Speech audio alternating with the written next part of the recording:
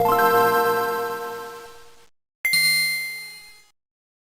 welcome to the Lemcast, and I actually have a guest with me. He is, give me a second, I forgot your name real quick. I am sorry. Haytham Gruxton, correct? Uh, haytham Gruxton. Okay, I'm sorry about It's all good. It's all good. that. Yeah, so he basically makes videos on a bunch of different stuff, such as the original Xbox, just different, stuff like like the Doom series. He talks about a bunch of different stuff like nostalgia. He has a bunch of videos on his channel. You might want to go check it out. But I guess yeah. Let's just get started. Hey, hang on real quick. I'm gonna try to plug my. I'm gonna plug my headphones into my phone real quick to see if I can get the audio a bit louder. Okay. But,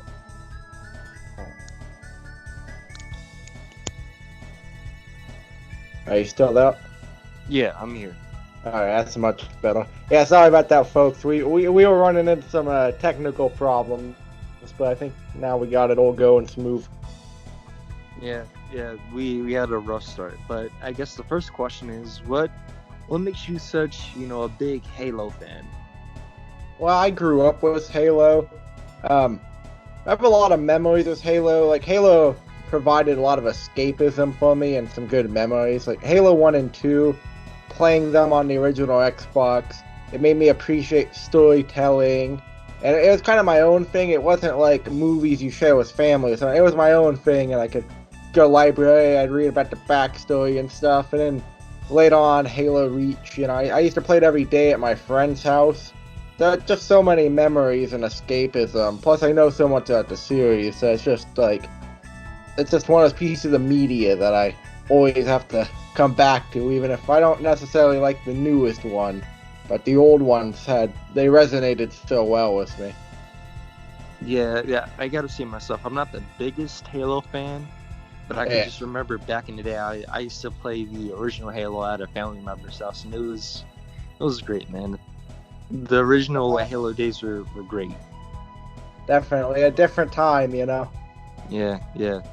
Actually, though, speaking of the original Xbox, like I know you talk about nostalgia and stuff, and I just want to say, like, I completely agree with what you have to say about that, because nostalgia, it's kind of like a huge thing.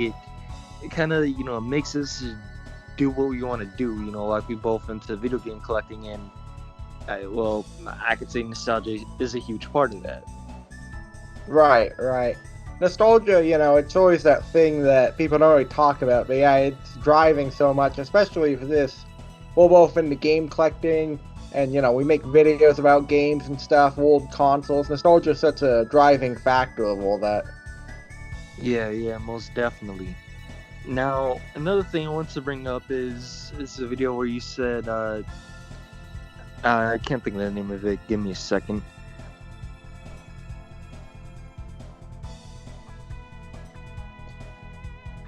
Oh yeah, okay. So you saying about the N64 being overrated. Now, I kind of disagree with it a little bit, but I wasn't saying it was overrated. oh, okay. I'm sorry. You saying it was Well, yeah, underrated kinda. It's more like there's so many people in the game collecting community call the Nintendo 64 overrated that I wanted to push back on that. Like, I feel like so many people are calling the Nintendo 64 overrated that now it's become kind of underrated again. yeah, because again, I can see where you're coming from there, because like there's just this huge spike of N64 stuff. Now it's kind of like gone down a little bit. Yeah. Like I'd say, when people talk about retro gaming, that's kind of like the first consoles they think of. And plus, I mean, collecting the N64 for myself, it's a lot, but prices. Well, some prices are coming down on certain games for the N64. Right, and it's got its expensive ones, but like Nintendo 64 has like the base set. There's like a handful of games you really need, like the Nintendo produced stuff, and then there's hidden gems and stuff. But I think a lot of the people hating on Nintendo 64, I think it's just the issue in game collecting. Nintendo is always like the big thing. So I feel like some people get sick of hearing about that, so then they attack it. Yeah, yeah.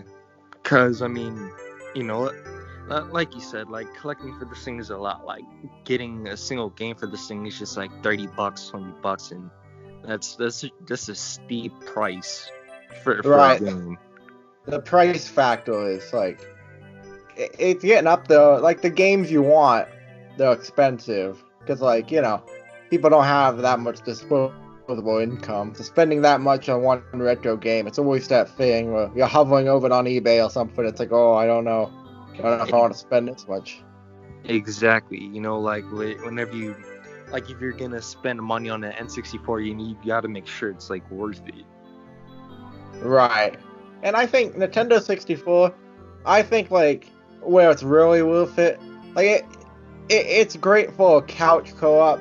So like if you're in college or you got a bunch of bros coming over, play some Mario Kart and stuff, then I think it's worth it definitely. But it's a cost benefit. There's so much retro gaming, so many systems and stuff that people always just gotta find their own like little niche, like whatever system works for them. They all got their pros and cons. Yeah, yeah, and plus you gotta think about it from like the other side, just completing the N64 itself, like all the color variants, all the controllers, just basically everything. That's a huge amount of money. Oh yeah, and when you get into console variations and the different colored controllers, the price just gets crazy. Yeah, yeah. Like I know you would see original Xbox, and well, I haven't really chosen mine yet, but yeah, when you get into retro collecting, you just pick out your own console, and it's like your own little niche. Yeah. Now, luckily, just to say real quick, luckily for me, Xbox original and I collect a lot from like the 2000s onward, and at least that stuff's not expensive. You could still go into Goodwill and find a original Xbox game for $2.99. So luckily, it's not too expensive. Yeah, yeah. Now, speaking of hidden gems, though, I actually just watched your news video about Roadkill. Yeah. I gotta say, man, I gotta pick that one up because it's weird. Like that one scene you showed where you was sitting a dude down, about talking about good news and bad news or whatever. Like, oh yeah. That scene was just like, whoa, holy shit. Have a seat, Chino. How are things? Great, no, things are great, boss. Good, because I have some good news and some bad news, Chino. The bad news is I have a rat working for me. What's the good news? I know who the rat is. Yeah. Roadkill's a wacky game, and it's one of those games that you never see mentioned anywhere. Yeah, I definitely gotta pick that one up once this quarantine is over. But another hidden gem for the original Xbox game I gotta mention is Whacked. Have you ever heard of that game? Oh yeah. Next! Oh, hello there, Mr. Producer. I'll be just a minute here. Okay. Let's see. Target market, mostly male, 18 to 24 years old. Interests, senseless violence, high-tech weaponry, pain, humiliation. Hey, maybe this'll do the trick. Do I own it? I don't think I own Whack, but I've definitely heard of it. Yeah, I want to pick it up myself because it's kind of like a Mario Kart ripoff, just with a lot of crude humor. Like if you want to, you could like look it up or whatever. I mean, oh yeah. From what I heard, it's a decent party game, and just look up all the cutscenes for this game. It's weird, but it's fun. Well, Whack is definitely one of those games that I will make a video on. It's like I always see it on eBay, and it's like, this is like a wacky, interesting game that's never mentioned. Whacked is it's definitely, you can tell by the cover alone that it's definitely at the very least going to be interesting. Yeah. Now another kind of question I want to bring up is I saw your Doom video why so harsh on the Doom fans? Like, Oh, I love the Doom fans. Now that video, just April Fool's joke, you know. yeah, Yeah, yeah, it's just, like, I wanted to be as like stupid with my criticism, just like stupid criticism. Just a big joke, you know. I love Doom. yeah, man. So do I. But you know, like with Doom, you actually made some points there that I can't agree with. Now then, another kind of deep question is the Amigo, Ah, the television Amigo, whatever. Now, I you make some points there. You know how this thing is probably not gonna sell well. Well, it may not. You know, like we've been burned on stuff like this before, like the Ouya. And I right. mean, and I mean, like I actually saw an interview with Tommy Tellerico on this chick called Dark Titan or whatever. I'm probably gonna shout her out, but yeah, I actually saw that interview, and the guy's actually a pretty decent guy. He's a weird guy, but he's all right, you know. Yeah, And eccentric. yeah, he's honestly, I want to see what this thing looks like, and I want to see it when it releases. You know, I may not Yeah. pick it up day one, but I just want to see how this lands because we've never really seen something like this before, which is just pure, family friendly. Well, yeah, the thing about the Miko, and I've gone back, like I've made a few videos on the Amico, but the last one is the one I think you're referring to. Yeah, I like Tommy Tellerico as like I like him as a guy. He seems nice. I like that he has goals that he goes for. But when it comes to the Amico, I wish it would like be a massive success and innovate and kind of change the industry because it brings certain things like no microtransactions. But I don't think the Amico will sell just because most people, right, they either go in gaming PC or console. Like I don't think there's enough because part of the Amico's idea is like it's a kid-friendly console, but the 9-year-old boy, he's gonna want to play like Fortnite or Call of Duty or something with his friends on on a PlayStation, Xbox, or PC. Like kids are more intelligent than people think, and I feel like the kid's not gonna want the Amico because they're gonna want to play Fortnite and stuff. Like the Yeah, Amico is yeah, called the audience. yeah. I feel like the Miko is more or less for like I don't want to be so rude with it, but just like the normie crowd, the people that know Yeah, nothing about gaming.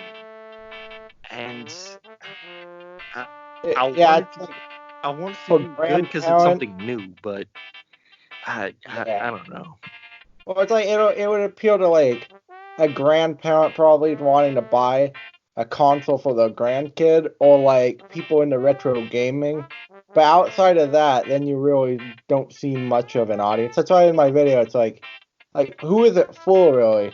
Like the soccer mom, she's gonna buy the Xbox for a kid because that's what the kid wants. Like, so who's gonna buy the Amico aside from game collecting people? And that's not enough people. Yeah, no, it's not. But I feel like if they release it and then improve upon it, probably like add more games. And I know he said different stuff or whatever, but I I just gotta see when this thing releases because we have no idea what this thing's gonna be like. Like I know Right. we've seen gameplay what the thing's gonna look like, but we just don't really know because we know this thing's gonna appeal to normies, the grandmother, and all that.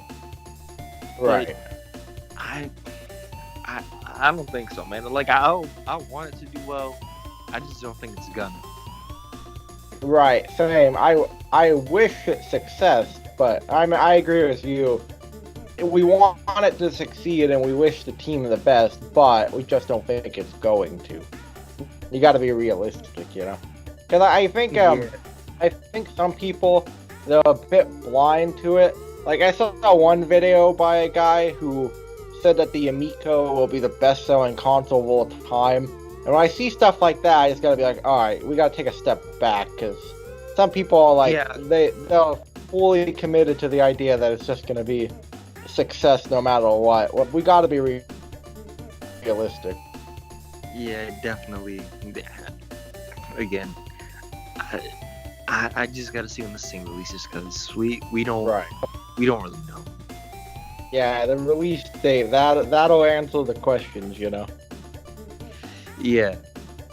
Now, I guess, well, since I've run out of questions, what games have you been playing recently, I guess? Recently, well, aside from the ones like Roadkill and stuff that I had to play for the episodes, well, I have been playing a lot of the Super Mario Bros. On the Nintendo Entertainment System. I've been trying to beat that game. Not easy to beat, and I also been playing a lot of the original Metroid. And then I went back to Red Dead 2 a bit, and then also a little bit of GTA 5. I don't play as many games as I want, just because when I get home from work, it's like, well, I want to work on YouTube, or I want to watch YouTube also. So, you know, it's hard to find the time to play a video game. Plus, it's like, if I play a game, I feel like I have to be recording it and making a video about it. So it's kind of like, it's difficult just to play games. But I plan on, like, playing through the Uncharted games soon. Yeah, well, me myself, I've actually been going back to the original Halo because I haven't played the OG Halo since back in the day, and to be honest, like it's kind of grown on me. You know what I mean? Like, Yeah. I didn't really like it growing up. It actually creeped me out back when I was back in the day, but now this thing is freaking dope. You know, like I play like it's a regular FPS, but like this thing did a lot. You know, like I could see Halo placed in certain games nowadays. Yeah, the thing, yeah, Halo has, like, its mechanics really do stand out. So, like, when you play it, it feels different. Like, if you play, like, Call of Duty versus Medal of Honor, you know, they're different, but they're similar. Whereas Halo, it kind of stands on its own, like, mechanic-wise, because I guess also you're not fighting humans, which is part of that. But, like, the weapons and stuff, and, like, here's an enemy, like, you have a bunch of grunts and an elite, so it's like there's strategy. Like, I can huck a plasma grenade on a grunt, or I can go for the elite first. So there's, like, strategy to it, you know? And I agree with you, Halo, it has those creepy moments, like the flood and stuff, you know? Yes, yeah, Halo creeped the shit out of me back in the day, but Same. I gotta say, like, playing it now, the flood are freaking irritating. Like, Yeah, yeah. it's just like when definitely. you first get introduced to them, you're like, oh, okay, it's difficult, but it's alright. And I'm about to beat the game because now I'm at the part, you know, where you have to. Right now, I'm at the part where you go back to the ship and you have to take down everything. Yeah. And my God, the flood are just annoying at this point, man. Yeah. You remember you did the library? How it's just like, it's endless flood and it's confusing hallway. And when you're Yes. lost in hallways and there's an infinite flood, that's when, like, the flood are just terrible to deal with. Yeah, man, the flood are difficult. But I'd say another game I've been playing besides Halo is surprisingly enough the original Sonic games for the Genesis, Sonic 1, 2, and 3. Oh, I've been meaning to get those because I just got a Genesis. I've been thinking about buying Sonic games. I want to buy Genesis games in the case, so it's a bit expensive. But I've been thinking about either getting Sonic 2 or 3 to start out with. Yeah, I mean, here's the thing. Like, I like the Genesis. It's just I don't think it's like worth picking up besides like the Sonic games or whatever. Because when it comes to games from that generation, I mainly want games for the Super Nintendo. But when it comes to Sonic, like, I'm really right now just trying to beat the original one, and my God, it's fucking hard. You know, like, All right. once you get past Green Hill Zone, it just goes difficult from there. Yeah, that's why personally I was gonna skip Sonic 1 because I hear it's like difficult and stuff. And I know if I try to play it, I would never, I wouldn't be able to beat it. Yeah, man, that thing makes me rage quit sometimes. Yeah, it's that moment where you keep. The worst with a game and rage quitting is you keep being killed, then you keep like seeing the same cutscene or hearing the same thing over and over, and that's when you start like squeezing the controller, and it's just like that's when it just becomes a nightmare. Yeah, definitely. Well, yeah, I guess thank you for your videos and thank you for being on the podcast, man. Would you like to say anything? I mean, yeah, I was just gonna say real quick. I actually I checked out your channel. I listened to your interview with Retro Wolf 88, and also Gulda's rant. And I like those videos. They were nice. And well, the Gulda's rant one was interesting too because I've actually been sub to her for a long time now, like long years and years. So that one was pretty interesting to get a different perspective, you know. Yeah. Well, I I was mean, gonna say, oh, go ahead. oh, you can go. Oh, well, I mean, just thank you for even checking them out, man. I seriously appreciate it. And I'm always in need of like podcasts and stuff and things to listen to. So I'm probably gonna be going through them all at some point. Well, if I could recommend one, it's a bit cringe, but there's this one I do with my friends. It's like an hour long. It's cringe, but if you want to, you could check it out, I guess. Hey, no, I'll definitely check it out, but no shame. Let me tell you something. Me and my friends, we made so many cringy videos that are not public anymore. We made so many cringy videos on YouTube, so no shame at all. Well, thanks, And, man. I really appreciated coming on. You know, I've never done an interview before. Anytime you want me back, I'll be back. You know, I'm glad to be on the Lemoncast. This has been fun. I've never did an interview before, so this has been a nice experience. Well, I mean, hey, thank you. I might just collab with you on the Halo video. Oh, dude, that'd be awesome. You know, I have a channel planned. The channel's public on like my featured section, but there's no videos yet. I actually have a Halo channel planned. I just don't have the time right now to make the videos on it. But Okay. definitely, I'll collab on with you on any video, you name it. All right. Thanks, man.